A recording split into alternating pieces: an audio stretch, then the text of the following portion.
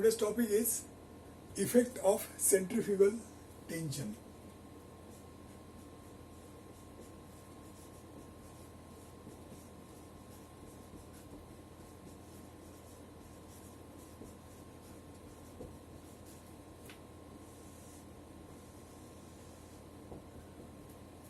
Now let us see what this topic says. Centrifugal tension, all of you know what is centrifugal force first of all. Now centrifugal force is something which is caused when one object, say of mass m, is rotating. Say I'll give you an example. Suppose there is a mass m like this and it is at a distance r and it is rotating by angular velocity omega. Now you know what is omega is? Angular velocity, which is in radians per second. R is the distance, which is in length units in meters. Mass is in grams or kg. Now under such condition, when the mass rotates like this, it will experience a centrifugal force. I'll write here C or maybe F. Fc. Now this centrifugal force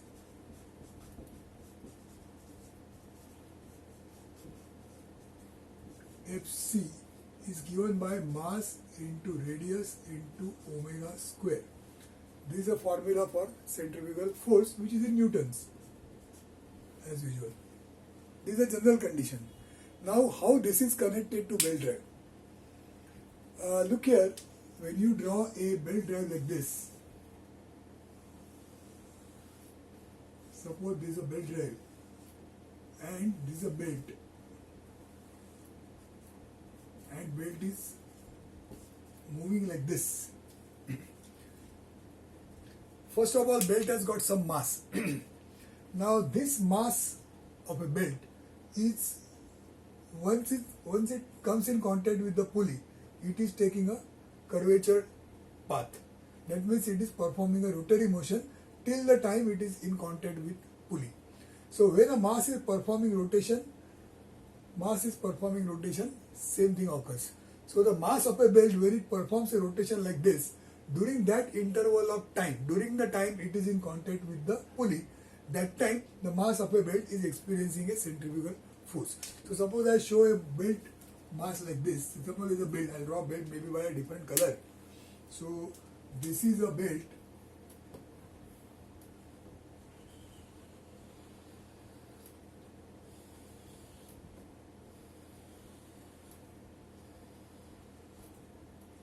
So this is a belt, and suppose I think of one small mass m of the belt.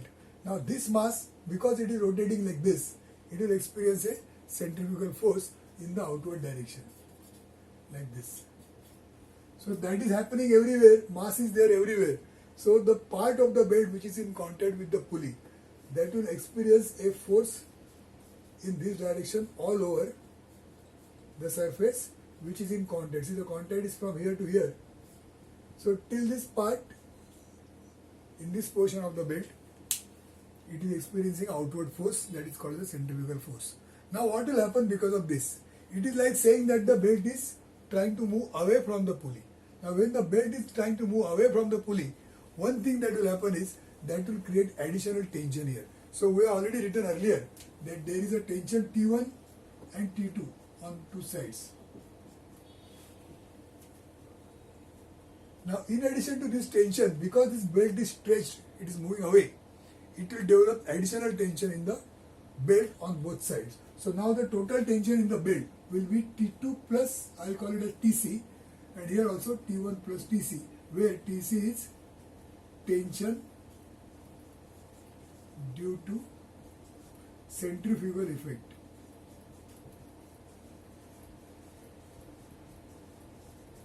So this is called the centrifugal tension. So additional tension has come because of the fact that the belt is performing a rotary motion and it is trying to move away from the pulley. Now one thing what will happen because of that is, first of all, belt drive is working on a principle of friction. So belt is rotating pulley is moving the belt because of the friction between the two. And when the friction will be more when the force acted by belt on the pulley is more. Now if the belt is trying to move away from the pulley, then the frictional force also will reduce, which means that centrifugal tension is going to reduce the power transmission because the belt tries to move away. Now how is its effect? In reality, to what extent it is reducing power, etc., that is what we are going to see further. This is just an explanation on the basic concept of effect of centrifugal tension on a belt drive, and this is from where the centrifugal tension comes. Now having seen this, let us move further and try to derive certain equation so that we will be able to take care of this centrifugal tension in the conventional equation of power transmission. So I'll write here, I'll first draw a figure like this, that there is a, in fact figure is already here, but let us draw again.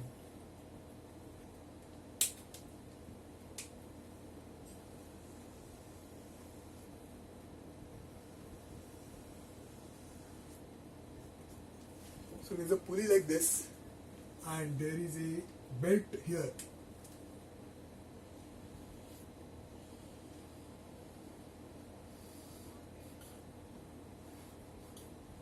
Which is running over a pulley, and we are taking a very small part of the belt which is in contact. This angle is delta theta. We are taking a very small segment of the belt, this much, which is in contact with pulley, covering an angle, very small angle, delta theta. And because of that, there is a tension that is created. I'll draw this like this.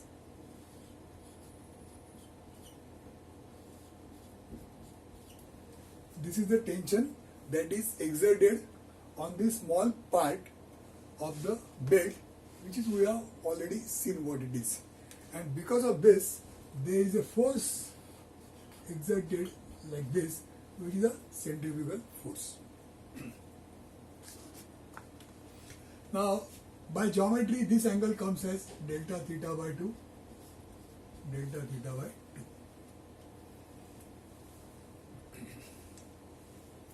Now here, let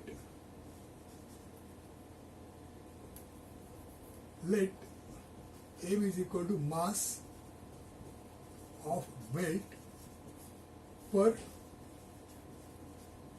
unit length. See, the belt length is this much, but then the total mass of the belt divided by the total length of the belt will give us the mass per unit length of the belt. So the unit of this will be grams per, or maybe kg per meter. This is the mass per unit length of the belt. Then let's say that V, this is the velocity of belt, which will be in meters per second. Then we say that R is the radius of pulley. Say this is R. Radius of pulley is R. And as we are written here, Tc is the centrifugal tension.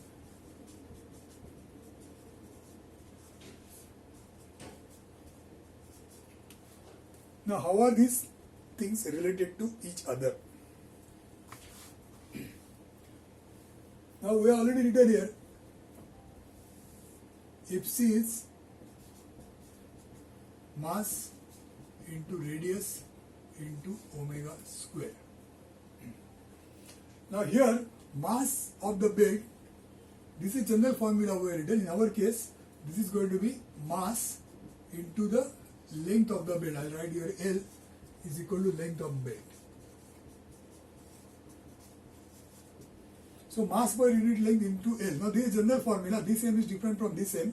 This is general formula, and in this formula, M is the mass of the belt. So in our case, the entire mass of the belt is mass per unit length into the length of the belt. Now R into omega square, which is there. Now I'll write omega. Now what is omega? I'll write here V equal to R omega. This is standard formula. Since V is equal to R omega, V upon R is equal to omega. So here, instead of omega square, we'll write V square upon R square. Out of that, one R will go, and the equation will be like this. Now what is L? L is the segment which is at, this is in fact delta L. We are talking about small segment whose length is delta L. Delta L. So now this delta L is R into delta theta. So I'll write here, this is equal to M into R into delta theta. Now R into delta theta is delta L. And then the remaining term, that is V square. So this comes as M R V square delta theta. M R V square. In fact, R also will go, there is one R here. So it is M V square delta theta, that is Fc. Now let us see the balancing of forces. On this segment there are three forces acting, Fc, Tc and Tc. So we can say that the three forces, they are forming a triangle like this with an angle delta theta. So this is Tc, and this is Fc. Tc, and Fc is under the action of these three forces, the segment is in equilibrium. Therefore, these three forces are forming a closed triangle. So according to this, we can say that this Fc is equal to length into angle. So it is Tc into delta theta.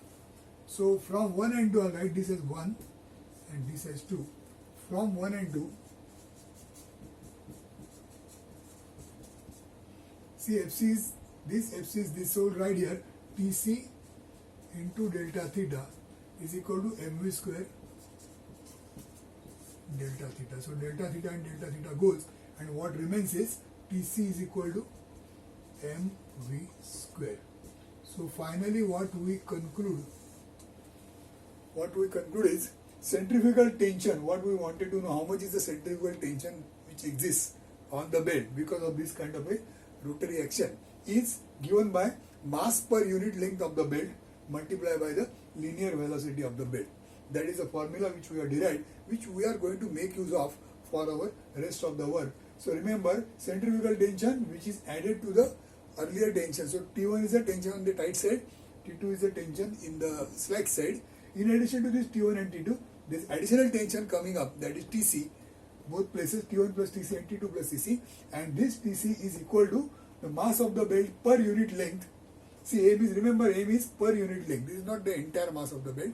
Mass per unit length, multiply that by the velocity of the belt. See, it is moving with certain velocity. This is the velocity of the belt. So that velocity square is going to give you the centrifugal tension, which has got the units as newtons because it is a force. So this is centrifugal tension which we have derived from this particular exercise. Now let us see how do we make use of this for the calculations of power transmission. You can write down till that time.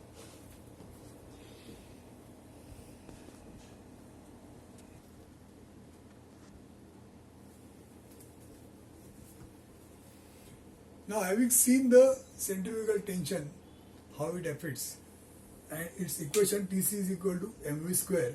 Now let us see what happens to the power because of this centrifugal tension. So after this topic, we will now see maximum power that is transmitted.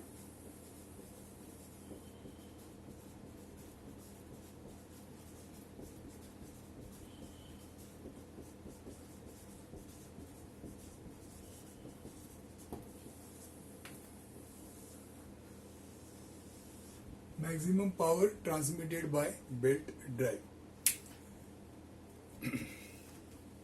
Now, what is power? The formula for power. Power which is in watts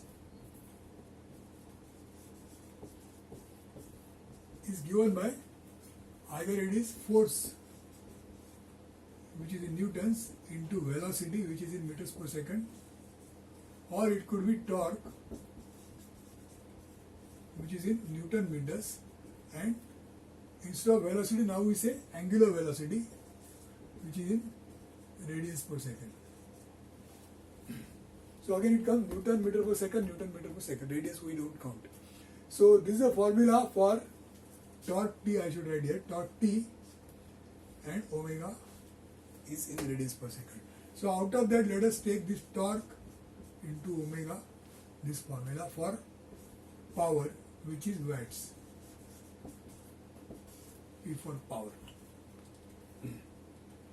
Now in our case, in the case of a belt drive, what is the torque and what is the angular velocity, that is what we have to now see. So as you know, when you draw a sketch of a belt drive, that time there is a tension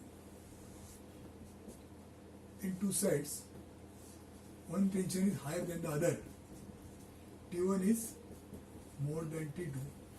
So there is a difference in tension. So the net effect is the difference. The belt is pulled on one side by T1, other side is pulled by T2. So the total force acting on the belt is the difference.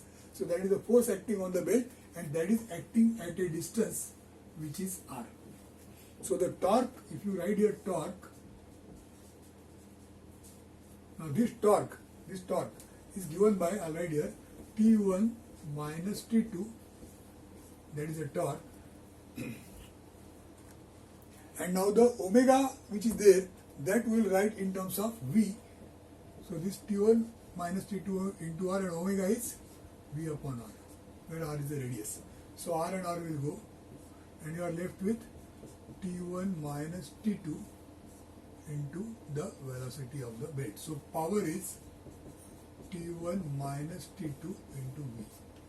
This becomes the basic equation of power in case of a belt drive, where T1 and T2, they are the tensions in two sides, and then V is going to be the velocity, linear velocity of the belt. Now having done this, let us do some substitution. We already know that T1 upon T2 is equal to e raised to mu theta. We have seen this earlier. So T2 is T1 upon e raised to mu theta. So I'll write here T1 minus T2. Instead of T2, we write T2 taken here, and this is brought here. So that is T2. Now we'll take out T1, 1 minus 1 upon e raised to mu theta into V.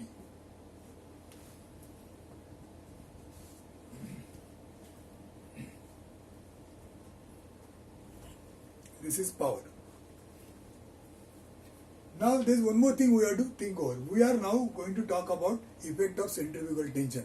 At the moment, centrifugal tension is not brought here. Now let us see that normally here there is a centrifugal tension also present, Tc.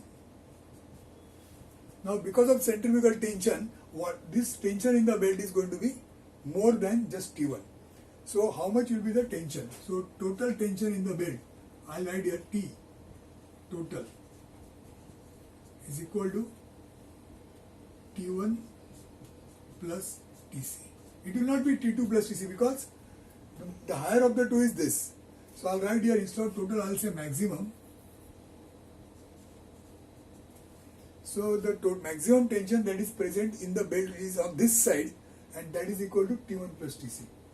Because of this, now we have brought Tc into equation. So Tc plus T1, that is the maximum tension in the belt. How much this tension is supposed to be? This tension will be based on the material. So suppose the material has got Ft as the tensile stress of the material. Then tensile stress, which is in Newton per meter square, tensile stress I'll write there. And then the cross section of the belt, that is suppose B and T, there is a cross section.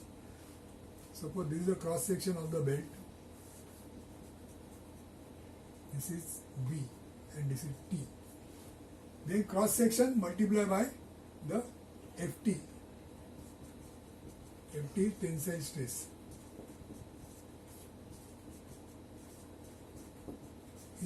of belt material.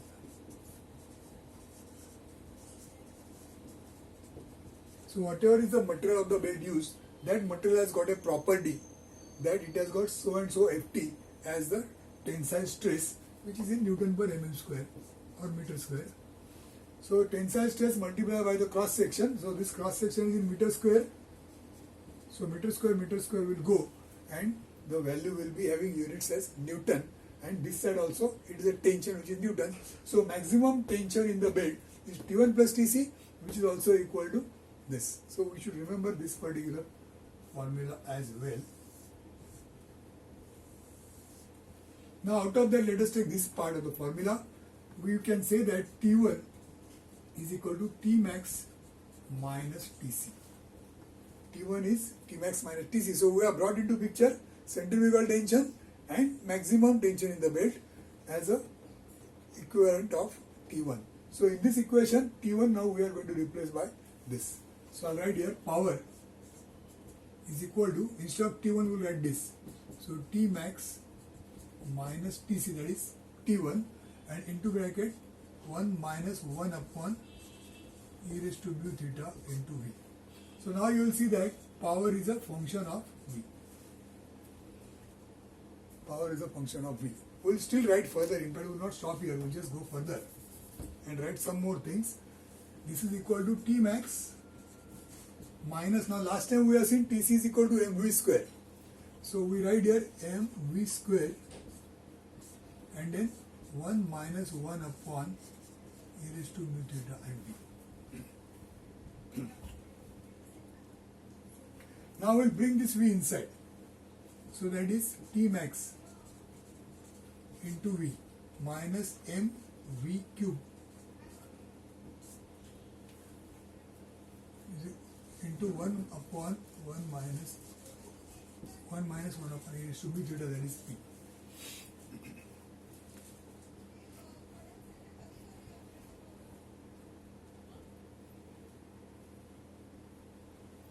Now at this stage, you can write this down.